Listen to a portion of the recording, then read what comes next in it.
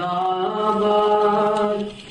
अपने में सो जिंदाबाद, जिंदाबाद जिंदाबाद। सबसे पहले मैं कुछ बातें आपके सामने संविधान को लेकर, संवैधानिक वसूल को लेकर और universal declaration of human rights को लेकर बस मोटे मोटे बात आपके सामने रखना चाहती हूँ, क्योंकि जो हमारे समाज के बीच में और सरकारों के बीच में, सरकारों के ढांचे के बीच में जो ताकतें मौजूद हैं और पहले भी मौजूद रही हैं, जो समानता, बराबरी, मानवता, एकता में नहीं मानती हैं, वो ताकतों ने हर वक्त मानवाधिकार, संवैधानिक वसूल, संवैधानिक अधिकारों को एक तरह से दूर लेने की कोशिश और उनको लेबल करने की कोशिश का काम किया है। तो हमने मैं आपके साथ भी बातचीत करती हूँ, बाकी नौजवानों के साथ भी बातचीत करती हूँ, स्कूलों में हमारा काम है और कॉलेजेस और यूनिवर्सिटीज में भी हमारा काम रहता है, कानून व्यवस्था के साथ भी रहता है, मगर तालीम शिक्षण के भी इंस्टीट्यूशंस के साथ रहता है। और बार बार मैं कहने की कोशिश ये करती हूँ कि हमें हमारे संविधान और मानवाधिकार को समझने के लिए हमारे इतिहास को समझना बहुत जरूरी है। हमारा जो इतिहास, बहुत खासियत है ये इतिहास में, और ये इतिहास न सिर्फ मैं प्राचीन काल की बात कर रही हूँ या अर्ली मेडिवल पीरियड की बात कर रही हूँ या मेडिवल पीरियड की बात कर, मध्यम काल की बात कर रही हूँ या मॉडर्न पीरियड की बात कर रही हूँ, मगर ये पूरे काल में हमारे जो सिविलाइजेशनल का एक ईथोस है, हमारे भारतीय सिविलाइजेशन का, वो समझना जरूरी है। और इसको लेकर मैं क्या कहना चाहती हूँ, मैं कहना ये चाहती हूँ कि हाँ, लोग फकर करना चाहते हैं कि हम सदियों से हमारा एक सिविलाइजेशन है, बिल्कुल है, हम भी फकर करते हैं वो बात पर।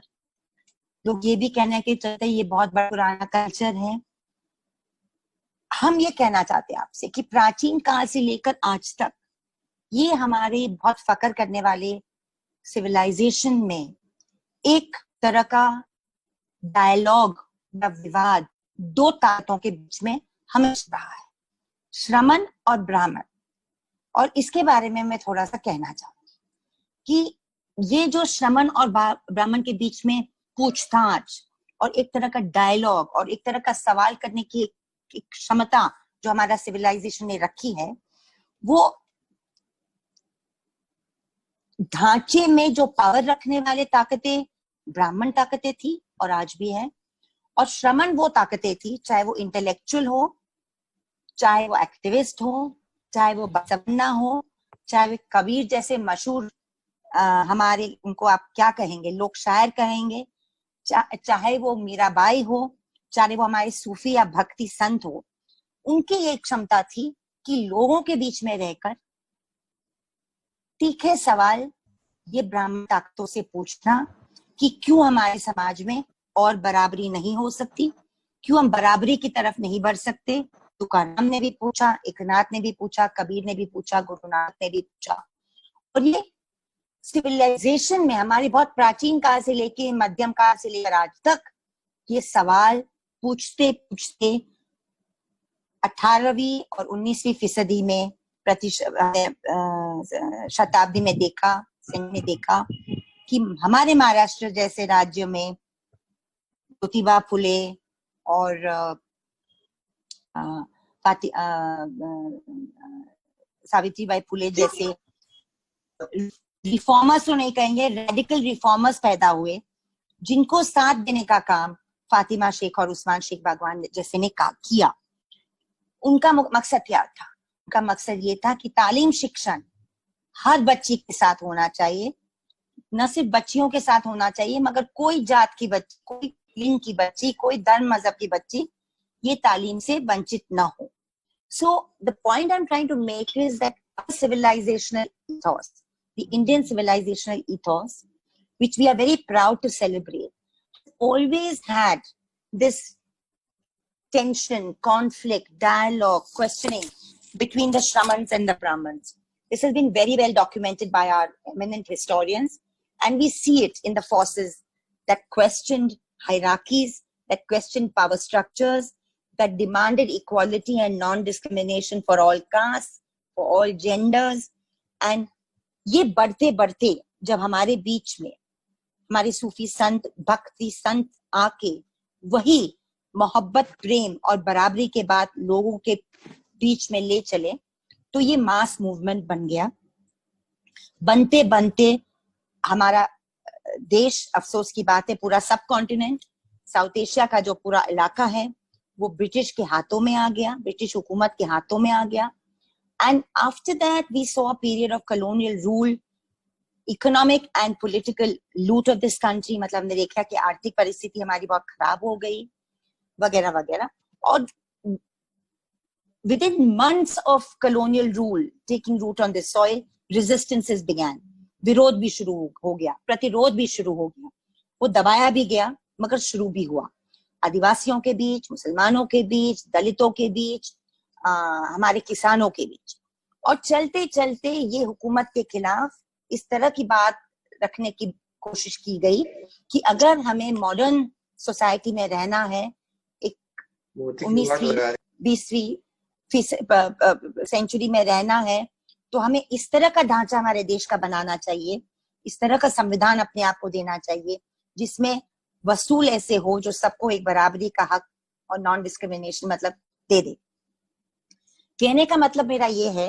कि हमारे पूरे इतिहास ये हमें सिखाता है और दिखाता है कि आप मानवता और मानव अधिकार को अलग नहीं कर सकते, और मानव अधिकार मानवता और संस्कृति को अलग नहीं कर सकते। पता नहीं आप जानते हैं नहीं जानते, हमारी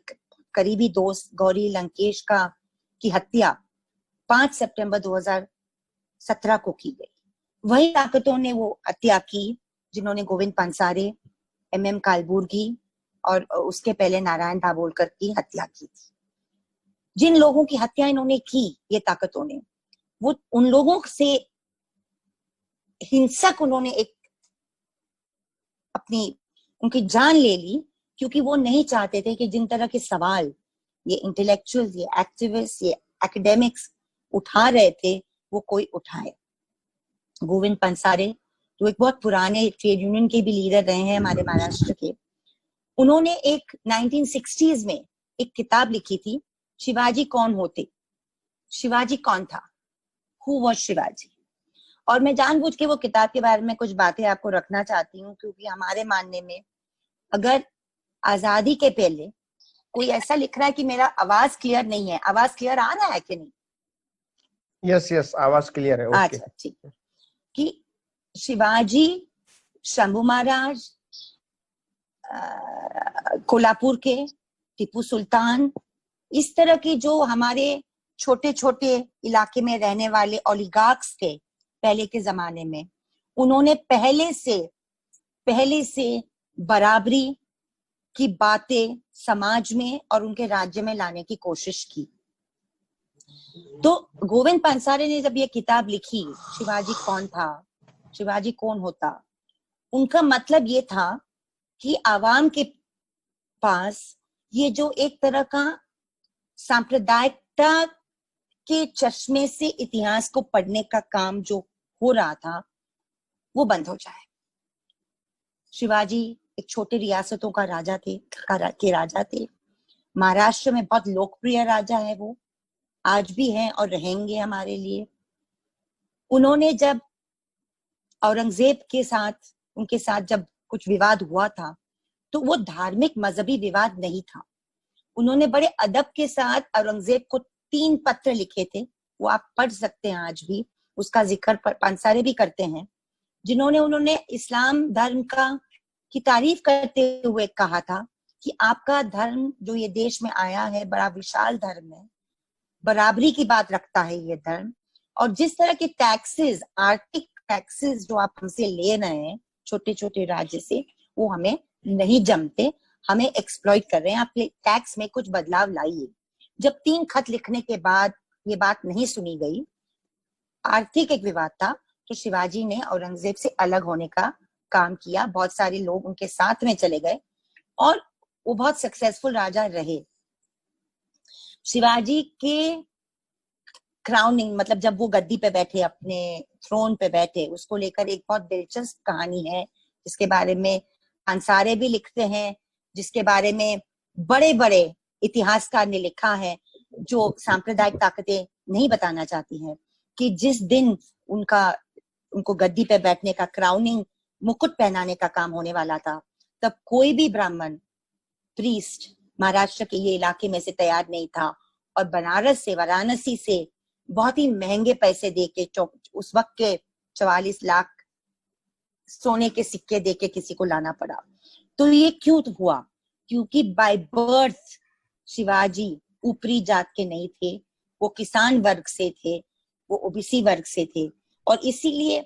इस तरह का नजरिया जो उन्होंने रखा था गद्दे पे बैठने के बाद, बराबरी का, हम मानते हैं कि जब हमारे भारत हिंदुस्तान में वो वर्ग रूल करेगा तो ही एक तरह से बराबरी आ सकती है। शिवाजी ने एक बहुत ही अहम पॉलिसी माइनॉरिटीज के साथ प्लूरलिज्म दिखाते हुए किया था। उन्होंने अपने किले, रायगढ़ के किले के सामने एक मस्जिद भी बनाने का काम किया था। उनके टॉप ऑफिसर्स में, मिलिट्री और पॉलिटिकल ऑफिसर्स में मुसलमान शरीक थे, शामिल थे। ये सब जानकारी उन्होंने, शिवाजी कौन थे, इस तरह के लेक्चर्स इलाके इलाके में देने के लिए वो घूमते रहते थे और लोगों को बताते थे, हिंदू मुसलमान दोनों को बताते थे कि ऐसा नहीं है। मुसलमानों को वो कहते थे कि शिवाजी आपके राजा नहीं थे, और हिंदुओं को कहते थे कि वो हिंदू राजा थे ही नहीं, उनका मुद्दा औरंगजेब के साथ आर्थिक मुद्दा था, धार्मिक नहीं था। तो ये सब हमारा बहुत प्राचीन और मध्यम वर्ग और मॉडर्न इतिहास है। अनफॉर्चुनेटली हम बहुत सांप्रदायिक तरीके से हमारा इतिहास पढ़ाने का काम पब्लिक स्फीयर में चला है। इसीलिए बार बार ये ताकतें जो बराबरी में नहीं मानती, जो डिग्निटी ऑफ लाइफ में नहीं मानती, जो एक इंसान के अच्छे जीने के अधिकार में नहीं मानती, वो बार बार मानवाधिकार को ही एक गलत नाम देने का काम करती है। हमारा मानना है, हमारे जैसे स्टूडेंट्स ऑफ लॉ का मानना है, स्टूडेंट्स ऑफ ह्यूमन राइट्स का मानना है कि हमारे संवैधानिक वसूल ये देश के धरती से पैदा हुए हैं, ये देश के इतिहास से पैदा हुए हैं, और ये देश के इतिहास संघर्षों से पैदा हुए हैं। बसवन्ना ने जब अपने जन्म उतार करके कहा कि मैं ब्राह्मणवाद में नहीं मानता, और मैं मानता हूं कि स्त्री को वही दर्जा होना चाहिए समाज में जैसे मर्द को है, या तो सूफी संतों ने कहा, तो इसका मतलब यह है कि शुरू से ये श्रमण ताकत सदियों से ये धरती पे इस तरह की सवाल करती आ रही है। इसीलिए जब ब्रिटिश हुकूमत के अंदर, जब हमने हमारी मुहिम, हमारा राष्ट्रीय आंदोलन तेज हुआ और बाबा साहेब अम्बेडकर, मौलाना आजाद, नेहरू, इस तरह के लीडर्सों ने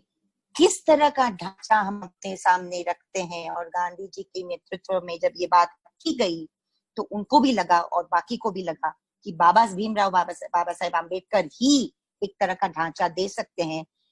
जो संविधान में एक्चुअली बराबरी की बात हर आर्टिकल में रहेगी और हर चीज में रहेगी। इसीलिए मैं मानती हूँ कि आज के हिंदुस्तान भारत में बहुत जरूरी है कि सबसे पहले हम लोगों को हमारा संविधान हर जबान में लेके जाएं, और न सिर्फ संविधान के फॉर्मल आर्टिकल समझाएं, मगर ये भी समझाएं कि अगर महाराष्ट्र में पवाड़ा जो गाया जाता है शिवाजी के नाम, या जो गाना गाया जाता है भीमराव अंबेडकर के नाम, या ज्योतिबा फुले के नाम, या सावित्रीबाई फुले के नाम, तो वही बात कबीर के दोहे भी रहते हैं, तुकाराम वही बात कहता है, एकनाथ नामदेव भी वही बात कहते थे, बसवन्ना भी वही बात कहते हैं। बंगाल से लेकर उड़ीसा, असम तक ये बात बराबरी की और डिग्निटी की सदियों से ये धरती पे उठी आ रही है। हुकूमत से ये सवाल करती आ रही है कि क्यों हमारे आवाम के बीच में हम बराबरी का दर्जा नहीं बढ़ाए। और इसीलिए मैं मानती हूँ कि जो भी मानवाधिकार के कार्यकर्ता हम लोग हैं, मानवाधिकार के मानने वाले लोग हैं, वो दरअसल मानवता में भी मानेंगे। Anyone who's a true proclaimer of human rights, who believes in human rights, who believes in India's constitution, will also be wedded to a humanism and a syncretic culture. क्योंकि अगर आप